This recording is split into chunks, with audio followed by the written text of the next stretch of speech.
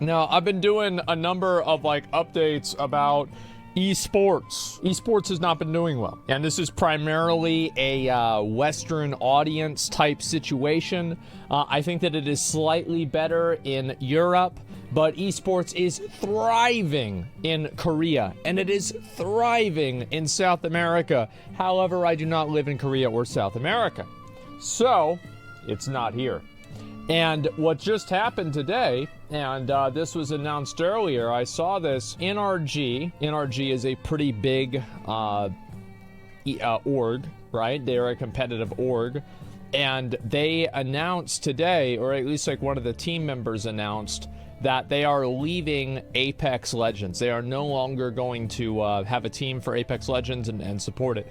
So I'm going to watch the video right here, and we're going to take a look at it. I've been talking about this a lot, right, for the past, like, maybe month or so, because I think that ever since, like, this is one of the problems, right? It's ever since the Overwatch League kind of, you know, started waffling a bit, right? And they were talking about buying back people's, you know, their contracts. I think that esports has, it expanded, I think, quite a bit, especially during COVID. And I think the reason why esports expanded so much during COVID is because it got a lot of investment money from crypto firms. I think that obviously TSM is the best example of this. They literally fucking renamed themselves to FTX TSM. Didn't work out for them. Disappointing for them. Sucks for them. But that's the way it goes. And, you know, they were also being funded by crypto money and being funded by NFT money. A lot of orgs got involved in this stuff, and it inflated the value of the company, it inflated the value of the work, and it inflated the value of the entire industry. So now that we're past that fever dream, really, which is what it was. I can't believe people ever thought that selling pictures was going to be anything more than a meme. But now that we're past that, and, you know, everybody thinks this is rightfully as stupid as it actually is, well, guess what? They're not making as much money anymore. And because of that, a lot of them are having to downsize. So here we go. NRG is leaving esports. Hey, what up, everybody? To save you guys a little bit of time, I'm going to give you a little audiobook here of the little write-up I made. It's lit. NRG is leaving Apex Legends. To many of you, this may come as a surprise, but to the team of people inside of NRG, this has been a long time coming. NRG began scaling back their Apex interests when they parted ways with the majority of their content creators earlier this year. Yep. Along with that, NRG also did not have a merch booth at any of the LANs and seemingly was not very interested in the esport, unfortunately.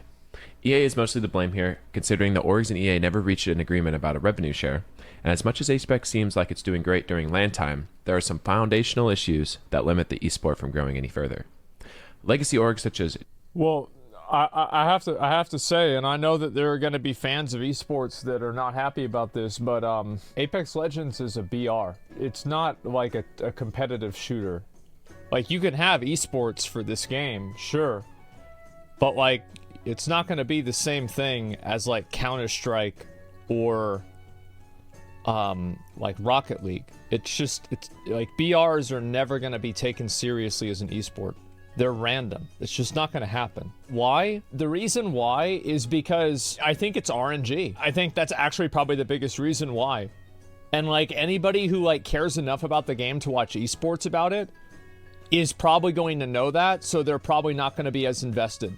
Now, randomness is fun for casual, but fucks competitive. It does. I think that this is like a big problem that a lot of esports orgs and esports people don't understand, is that the esport exists to benefit the company and to benefit the game, not the other way around. So like, EA doesn't give a fuck about the esports side of the game as long as people are streaming it and as people are making content about it. That's just the truth. G2, Liquid, Cloud9, and now NRG have made the same decision. Coupled the underlying issues with EA with our less than ideal tournament performance, it was a decision we came to with NRG that had no bad blood and was honestly a sigh of relief.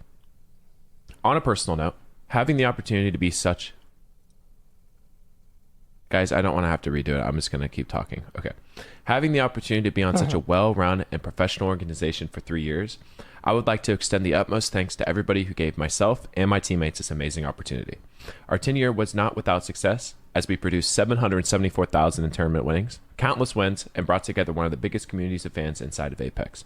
A special shout out to Jamie, Bike Age, is in order, as he is without a doubt been the best manager and player forward operator in esports I've come across. Thanks for everything, Jamie. Looking forward, I would be lying if I said I wasn't extremely excited. All three of us, and Sven and Shiny, will continue to play and coach in ALGS Year 4 in some capacity. However, not all together.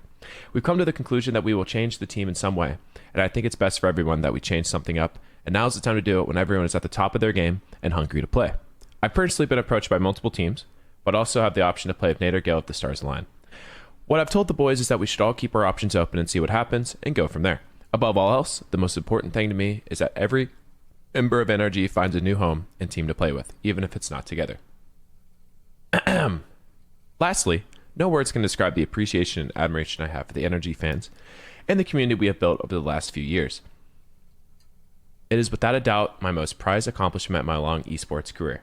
I'm excited to continue playing Apex at a high level and hope you continue to support the boys and I in some capacity. NRG leaving Apex is without a doubt a sad moment for the esport, as it may foreshadow further issues. But I'm excited to find a new place to call home and work to build up this game to live up to its true potential. On behalf of Nathan, Guild, Rocker, Sven, Shiny, and myself, I would like to say a wholehearted thank you for choosing to support us. More news to come. Thank you guys for everything. There it is. So another group is leaving Apex, and again, there are always going to be people that are going to come in and play these tournaments and do this stuff. EA effectively holds all the cards. They control the IP. You see how powerful the control of the IP is with how Nintendo exercises that with Smash Brothers. The truth is that esports exists solely, and the company investing in it exists solely to benefit the company and to benefit the health of the game. They don't care about it besides that. And the other problem is that a lot of other people don't. Like, this is like massive news, and if you go over and you look at the competitive Apex, at least the subreddit, I think this isn't very good vibe check, but it's at least something. There's only 1,000 people on the subreddit. There's not a ton of people talking about this and getting super invested into this. And this is the problem with NA esports, because again, like, Reddit is primarily a English audience, and guess what? There's a lot of people from NA on Reddit. So guess what? A lot of people don't give a fuck about it. And that's what happens. Apex Ranked is a joke? Well, I don't know if it's a joke or not. I bet the people that play Apex, dude, like, you have to be really good at FPS to play Apex. Like, number one, it's just fucking hard to see people. And then also, I think Apex probably has, like, the biggest, like, skill gap of movement in any FPS, right? Or at least, like, any of the big BR FPSs. Like, you have Fortnite that has, like, building skill gap, but, like, Apex has, like, more, like, movement and stuff like that. Time to kill in Apex is, like, 40 seconds. Yeah, it's probably the longest in any game, which makes movement even more important. Quake? Nobody plays Quake. Nobody's cared about Quake for 20 years. It's irrelevant. So, Apex isn't, though, and that's why we're talking about Apex. So, the truth is that esports, there's no reason for EA to share revenue. There's no reason for them to throw these people a bone unless they can see these, like, these teams generating revenue or generating viewership for the game, right? And that's the way that esports does have a symbiotic relationship with these different, like, gaming companies, right? Is that the esports teams and everything, they build a fan base around the game, and then the company helps them fund that fan base. I think that becomes less relevant and less important when you have teams and, like, games that are like BRs, basically, because I don't think BRs lend themselves very well to being that kind of a content. Like, they're not competitive games in that way. And also, even if they are competitive games, why do you need entire teams behind it? Because usually you're rooting for individual players. And I think that that's the same thing with, like, Fortnite, etc., is that whenever I think of Fortnite, I think of, like, individual players, and BRs in general, I think of individual players. Apex is a little bit different. Whenever I played it, they only had 3v3. I don't know if they still have that or not. I have no idea. But the point is that the game is very popular. It's a very popular game. A lot of people play it. But just because a lot of people play a game doesn't mean it has a very popular esport. And I think a good example of this is, Honkai Star Rail doesn't have any support either. But besides that, let's see what else we have here. World of Warcraft, right? World of Warcraft is probably the most dead esport.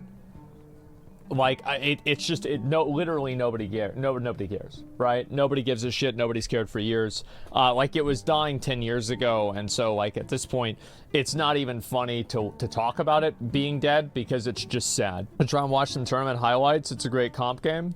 Well, the thing is, like, it doesn't matter how good you think the competitive game is, because I think that you're probably right.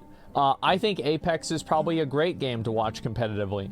But the problem is that whenever you look at Apex being a competitive game, that doesn't really matter, like, what your perspective of if Apex is a good game or not to be competitive in, whenever the viewership for the game and the amount of people that are actually giving a fuck about it, it doesn't really matter. And also, like, I'm going to give, like, a super, super, super hot take. It's going to make people really, really mad. And I'm going to do it. You ready? I think that esports for BR type games is actually bad for the game. And the reason why is it makes everybody try hard so much that any casual player gets left behind, and it's almost impossible to keep up with metas. There, I said it.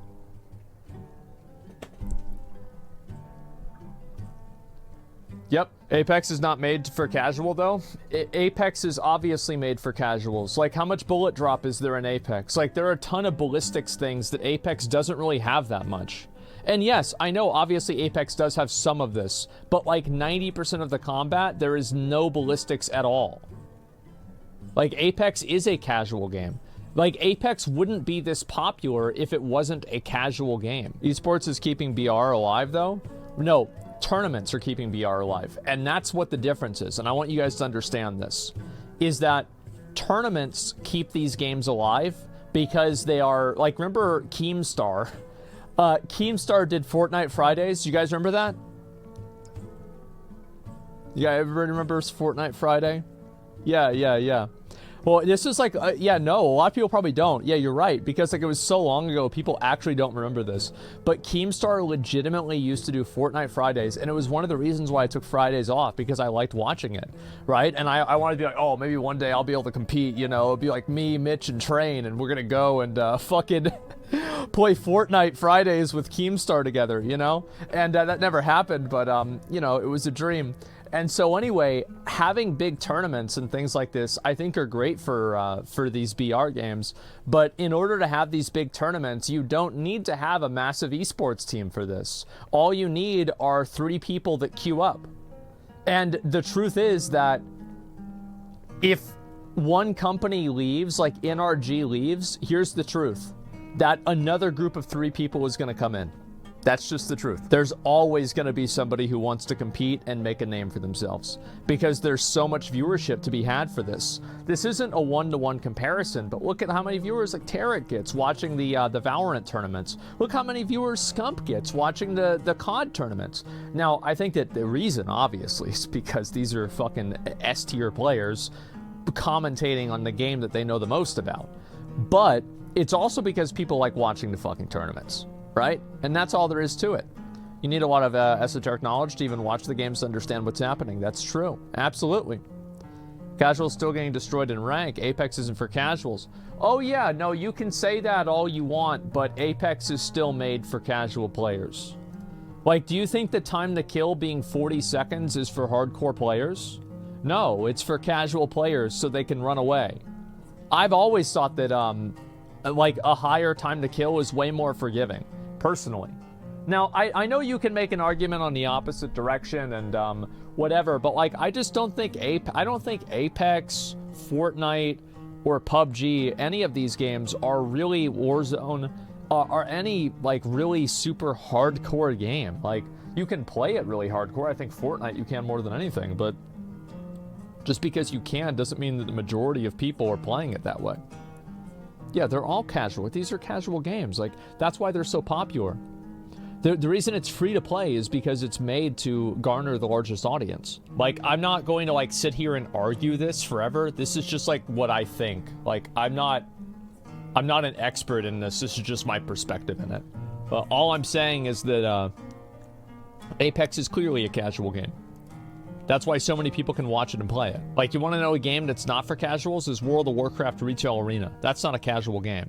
You want to know another not casual game? Escape from Tarkov. That's not a casual game.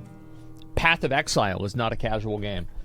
You talk about Apex Legends? Of course it's fucking casual. Absolutely. Are you crazy? Anyway, could go on and on and on about this, but I think my point's been made. And either way, it is what it is. And also, like, here's another reason why... Oh, I haven't talked about this element to it. There's also another big factor that one of the most entertaining things about esports is star players and people getting mad, right? Like, who is the like, whenever I think back at, like, StarCraft 2, I think of Hydra.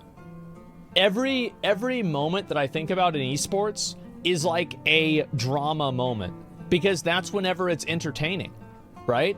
Because outside of actual people that are, doing this kind of toxic stuff, well, it's not funny at all. Do you remember back whenever they had that Valorant tournament and then people started crying because some guy teabagged another guy? Well, you have to understand that, like, again, and this goes back to what I was saying about how esports exist for the benefit of the company. So the company doesn't want toxic players being promoted, because that hurts the environment in game, because people will watch the tournaments and then emulate the behavior that those players do in game, right?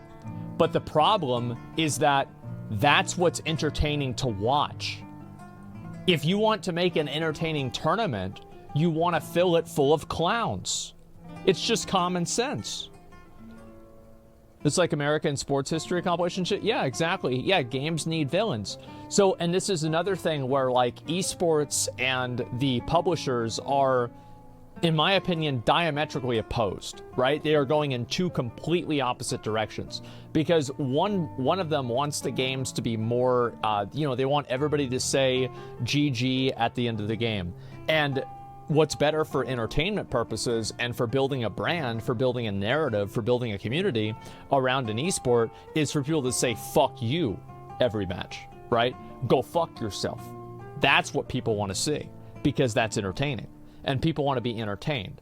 The majority people, I think, like, there's a small amount of people that like watching a video game for the sake of the video game. But I think that whenever you attract large audiences, and I think this is probably the most true this is probably with something, and this is kind of a different comparison, but, like, this is my take on it, is with MMA. Is that MMA always has, like, drama and bullshit, because Dana White understands this. And Dana White says, I'm going to let people say whatever the fuck they want. I'm going to let people do whatever the fuck they want. And you know what? It works. It works so fucking well, because people are constantly talking shit about each other. They're constantly trying to fucking, like, say something negative about each other in, like, some press release or something like that. And Dana White is making... Dana White... oh, yeah, bro, you know what I mean, right? Dana White... Yeah, he's making tons of fucking money, all right? He's making millions and millions and millions of fucking dollars. And guess what? It works. But the thing is that you don't need to worry. Like, he doesn't have to worry about, like, he doesn't have ownership of every fight that happens in the country, right? So, like, for example, if two dudes get in a fight in high school, it's not really his fault. It's not his responsibility. It's not like, he owns the high school. Whereas, like, with Apex Legends, they own the fucking tournament, they own the octagon, and they own all the high schools that people are playing in too, theoretically, right? If you can get, like, kind of the metaphor that I'm using here. So they are responsible for the entirety of the community whenever they have things like that happen. So they don't want to have toxicity, but toxicity builds a brand, and it builds a community, and it builds a narrative, and it builds a story, right? And that's what the problem is that you have these neutered esports that are full of pussies talking about boring shit, spamming sponsor stuff that nobody cares about, and then nobody can do anything interesting or say anything interesting, because if you do that, then somehow you're kicked out of the league. Because all of the companies, they don't want to have this affect their brand, because, again, esports exists solely to benefit the company that makes the game. That's it. And these companies are starting, these esports orgs are starting to realize that. That's why FGC is still king. Have you heard the story of the man who went 13-0 in the first to 10? Well, here's the thing, right? Is that FGC is also really...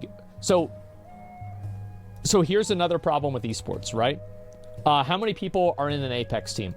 Is it just 3 people, or is it going to be 4 people with like a flex player? It's just 3. This is your average Apex Legends team, right? And so you see player 1, I guess I'll just do this, player 2, and then player 3, right?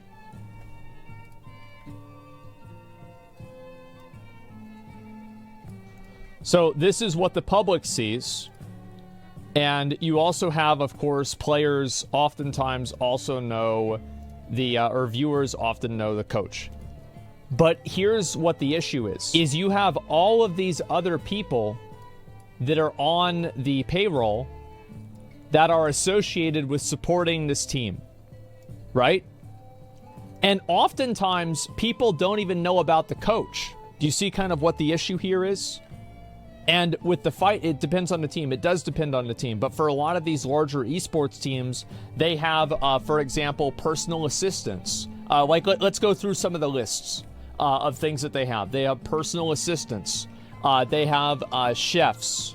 They have, let's see here, not enough coaches? Yeah, maybe a second coach. I've seen people that have 2 coaches as well. A manager, an analyst, a dietitian. Yeah, I'm serious. I'm serious about this. Like, look it up.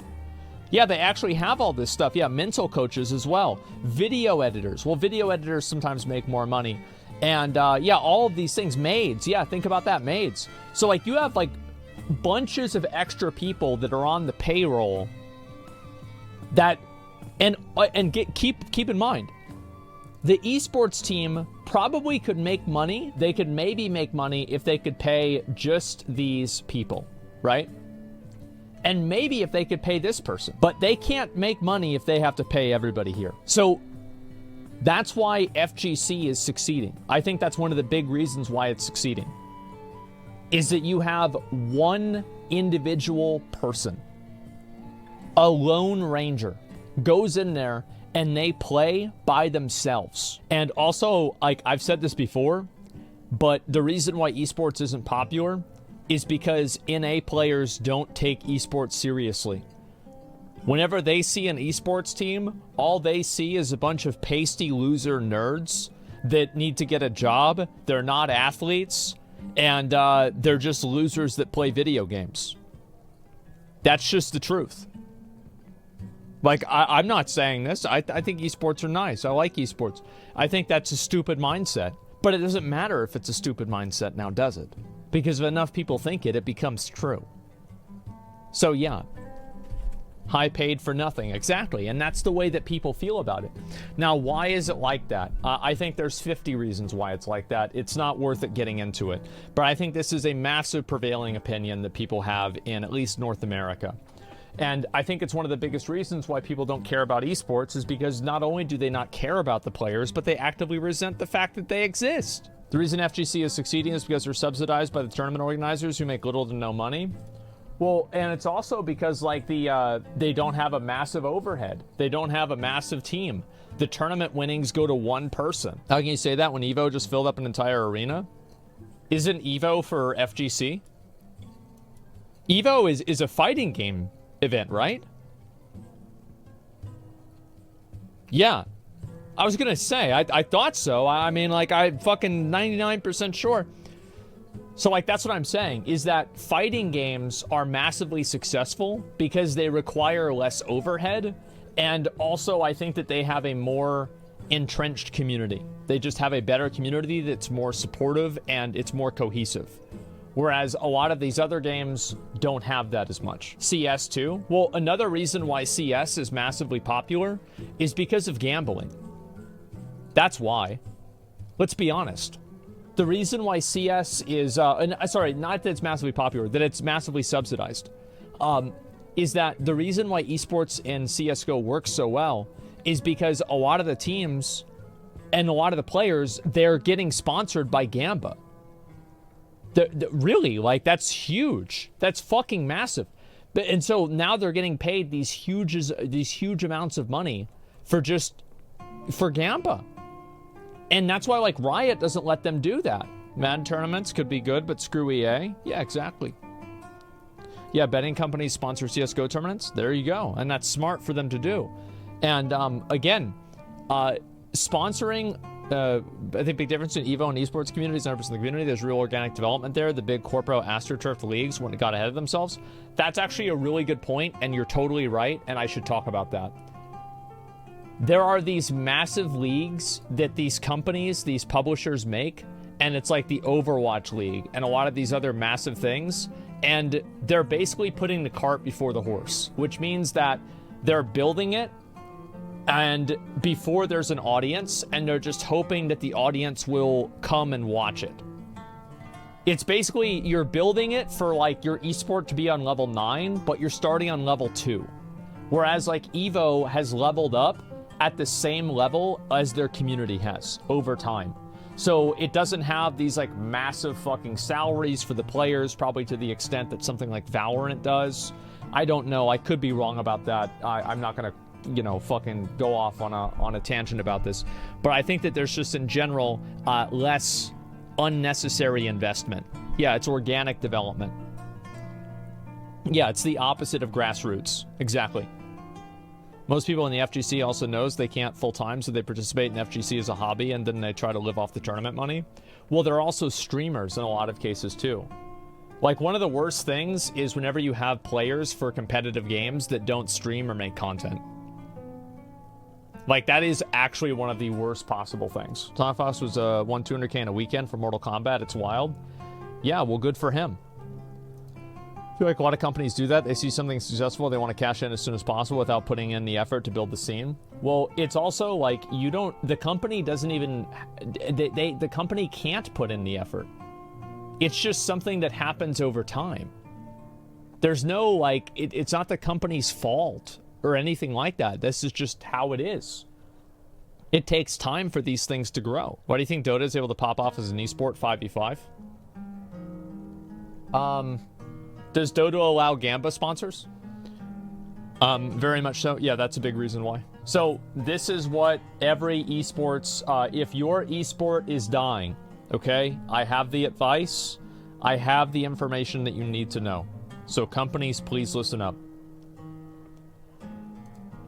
If your esport is dying and you're not making enough money, the teams aren't making enough money, what you have to do is you have to allow gambling sponsors. And the reason why is because gambling sponsors will pay a lot of money for spots on these esports tournaments.